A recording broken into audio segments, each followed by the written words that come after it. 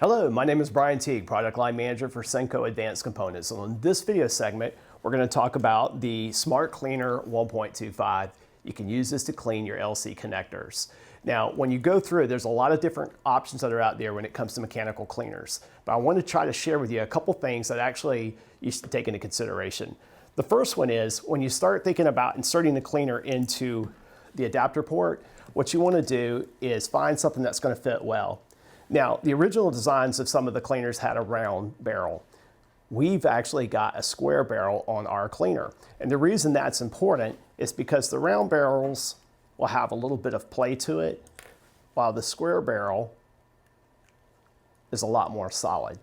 So in this case, what we're going to do is we're going to use our Smart Cleaner 1.25, and we'll go through and we'll clean both ends of the connector. So to do this, to clean the connectors inside, just simply insert it and give it a push.